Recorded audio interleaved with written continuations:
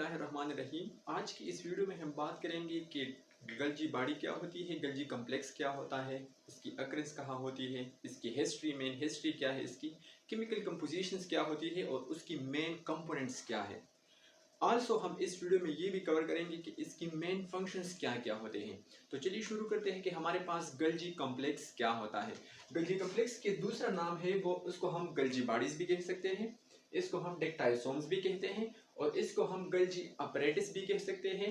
Along with that it also known as Golgi substance, इसको हम गल्जी substance भी कहते हैं। लेकिन हमने इसको ये नाम क्यों दिया है, गल्जी गल्जी क्यों कर रहे हैं हम? बिकॉज इन 1898 1898 में हमारे पास एक साइंटिस्ट है, इसका नाम है कैमिलो गॉल्जी।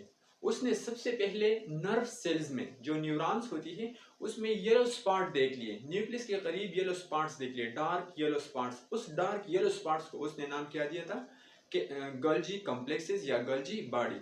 और इसी तरह जैसा कि ये कैमिलो गॉल्जी ने डिस्कवर किया है तो इसी की नेम की मुनासिबत से नाम दिया गया। इसकी अक्रेंस कहाँ पर होती है? ये हमारे पास एक मेम्ब्रेनस ऑर्गेनेल्स है, तो इसीलिए ये हमारे पास जितने भी यूकेरियोटिक सेल्स है, चाहे वो प्लांट्स हो, एनिमल्स हो, इन सब में पाया जाता है। लेकिन कुछ सेल्स ऐसे हैं हमारे जिस्म में जिसमें गल्जी कम्प्लेक्स नहीं होती। मिसाल के तौर पर अगर हम बात कर ले स्पर्म सेल्स की, तो स्पर्म्स में भी हमारे पास नहीं मौजूद। अगर हम प्लांट्स की बात कर ले तो प्लांट्स में हमारे पास जो फ्लोएम होती है स्यूट्यूब सेल्स, इस सेल्स में भी हमारे पास गल्जी कम्प्लेक्स नहीं होती। अलॉन्ग विद दैट जो हमारी जितनी भी आरबीसीज है, रेड ब्लड सेल्स है, तो आरबीसीज में, मैच्योर आरबीसी में भी गल्जी कम्प्लेक्स यानी गल्जी बॉडी नहीं होती। और प्रोकैरियोट में तो ये होता भी नहीं है, क्योंकि हमने प्रोकैरियोट्स की डिफिनेशन ही ऐसी की थी कि वो सेल्स जिसमें हमारे पास मेम्ब्रेन बाउंडेड ऑर्गेनेल एब्सेंट हो, इसको हम प्रोकैरियोटिक सेल कहते हैं। तो जितने भी प्रोकैरियोट्स है, बैक्टीरिया है, ब्लू ग्रीन अल्जी है, फंजाई है, फंजाई में भी ये चीज़ें मौजूद नहीं होती। तो ये तो हो गई इसकी अक्रेंस की बात। नेक्स्ट आते हैं हम इसकी नंबर पर कि हमारे पास जो एक सेल के अंदर कितनी गल्जी बॉडीज होती हैं। तो अगर हम एनिमल सेल की बात कर लें तो एनिमल सेल में हमारे पास सिर्फ एक गल्जी कम्प्लेक्स होता है। लेकिन अगर हम प्लांट सेल की बात कर लें तो प्लांट सेल में हमारे पास 100 से लेकर थाउजेंड्स तक होते हैं। मिसाल के तौर पर अगर हम कॉर्न रूट की बात कर ले तो कॉर्न रूट में हमारे पास हंड्रेड्स ऑफ गल्जी कम्प्लेक्सेस होती है पर सेल। लेकिन अगर हम अल्जी की राइजोइड्स की बात कर ले, इसकी रूट्स की बात कर ले, तो इसकी रूट में हमारे पास 25,000 गल्जी कम्प्लेक्सेस होती है पर सेल में। ये तो हो गई इसकी तादाद की बात। दूसरी आते हैं हम इसकी पोलैरिटी पर। तो हमारे पास ये जो गल्जी कम्प्लेक्स हैं ये पोलर इन नेचर है। इसकी 2 फेसेस है, एक हमारे पास न्यूक्लियस की तरफ है और दूसरा फेस उसकी सेल मेम्ब्रेन की तरफ है। तो वो पेस जो न्यूक्लियस की तरफ है इसको हम कहते हैं प्रॉक्सिमल पेस। इसको हम क्या कहते हैं? Proximal pace. प्रॉक्सिमल पेस को हम फॉर्मिंग पेस भी कह सकते हैं। फॉर्मिंग पेस इसलिए कहते हैं क्योंकि यहाँ पर जितने भी प्रोटीन आती है, जितने भी कार्बोहाइड्रेट आती है, जितने भी कंपोनेंट आती है, ये इस साइड से आते हैं। तो इसी वजह से इसकी फॉर्मेशन इस साइड से होती है, तो इस पेस को हम फॉर्मिंग पेस कहते हैं। दूसरी बात, इसको हम सिस पेस भी कह सकते हैं। अब दूसरी जो इसकी फेस है ये वाला जो सेल मेम्ब्रेन की तरफ है, तो सेल मेम्ब्रेन की तरफ जो फेस है इसको हम कहते हैं डिस्टल पेस। दूसरी इसको हम मैच्योरिंग पेस भी कह सकते हैं। Along with that it is also known as the trans face. तो ये हमारे पास इसकी ट्रांस पेस है यानी मैच्योरिंग पेस, और ये हमारे पास सिस पेस है यानी फॉर्मिंग पेस।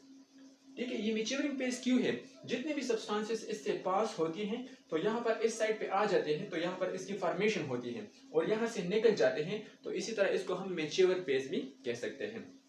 दूसरी, अगर हम इसकी अल्ट्रा स्ट्रक्चर को देख ले कि ये बेसिकली कंपोज्ड किस चीजों पर मुश्तमिल है, तो गल्जी complex composed of 3 important components. एक है इसमें सिस्टर्ना, दूसरी इसमें है वेसिकल्स होती है, और तीसरी इसमें होता है वैक्यूल्स।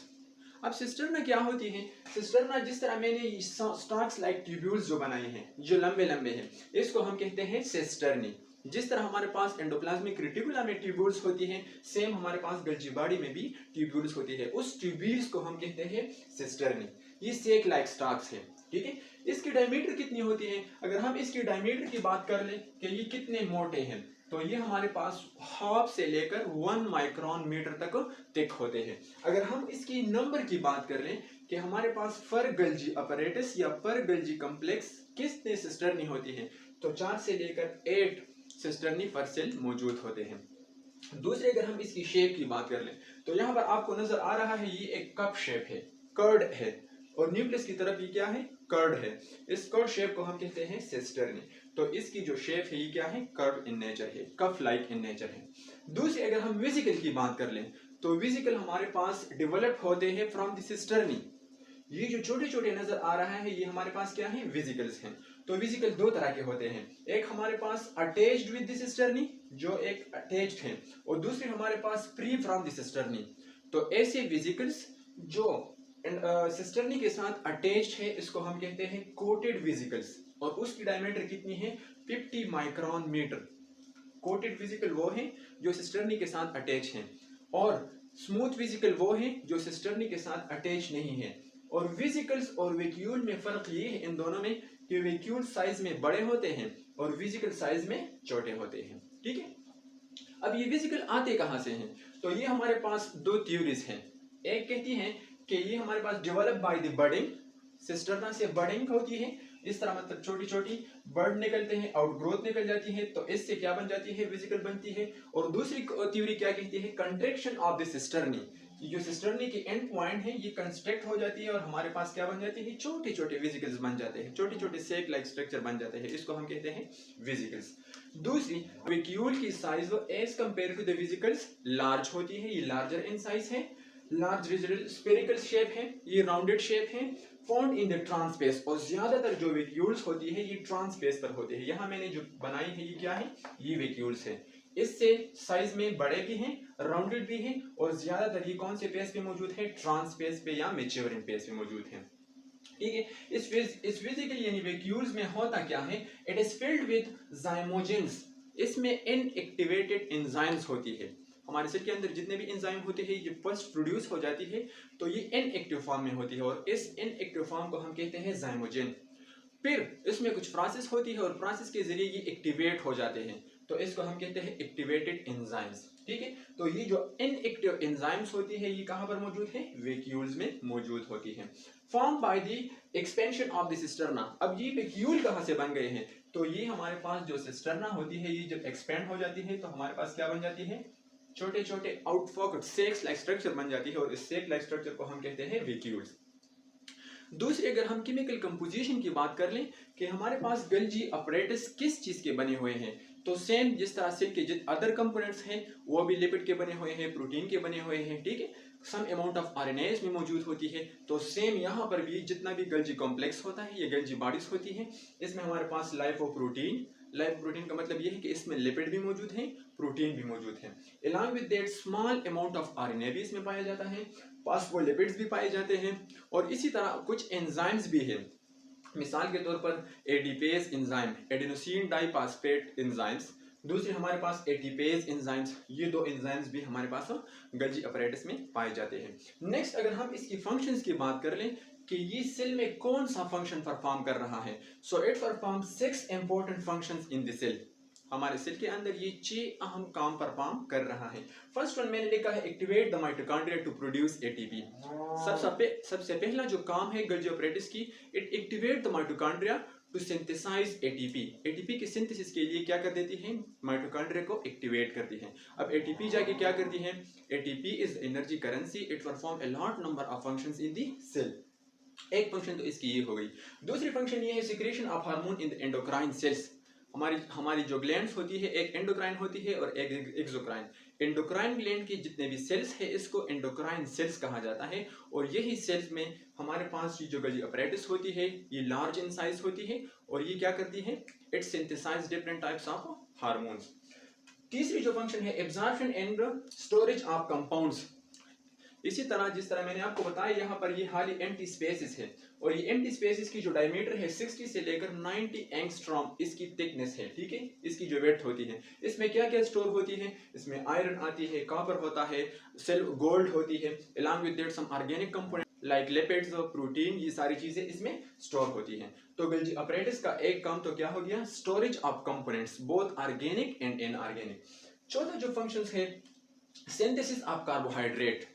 हमारे जिस्म में कार्बोहाइड्रेट स्टोर होती है in the form of glycogen. अब ग्लाइकोजन क्या है, ये हमारे पास एक पॉलीसेकेराइड है। मेनी मोनोसेकेराइड यूनिट जब कंबाइन हो जाती है तो इससे क्या बन जाती है, एक पॉलीसेकेराइड चेन। उस पॉलीसेकेराइड चेन को हम कहते हैं ग्लाइकोजन।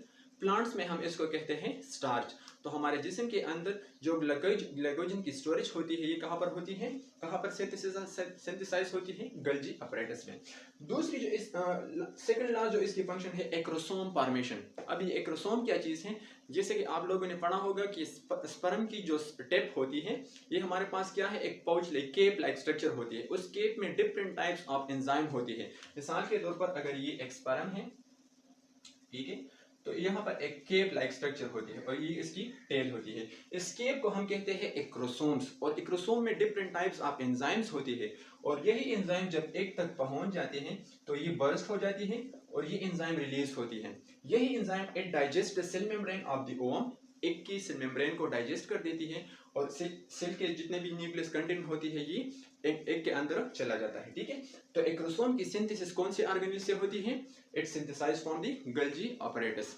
दूसरी लास्ट जो इसकी फंक्शन है वो है सिक्रेटरी वेसिकल्स।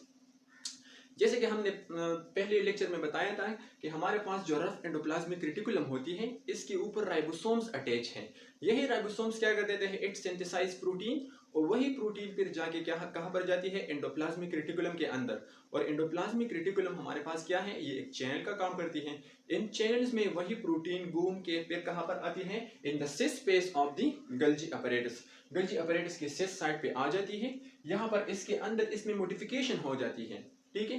किसी में एमाइलेशन होती है, किसी में मिथाइलेशन होती है। डिफरेंट टाइप्स आपको फंक्शनल ग्रुप्स आके अटैच हो जाते हैं इन प्रोटीन्स के साथ और वो मॉडिफाइड हो जाते हैं। यही मॉडिफाइड प्रोटीन्स हमारे पास गल्जी अपरेटस से कौन से पेज से निकल जाते हैं, इन द ट्रांसपेस से निकल जाते हैं, या तो सेल मेम्ब्रेन तक चले जाते हैं या सेल के अंदर अगर दूसरी कोई मतलब इसकी फंक्शंस हो तो वो परफॉर्म कर देते हैं। तो इस तरह ये हो गई हमारे पास फंक्शंस ऑफ गल्जी अपरेटस।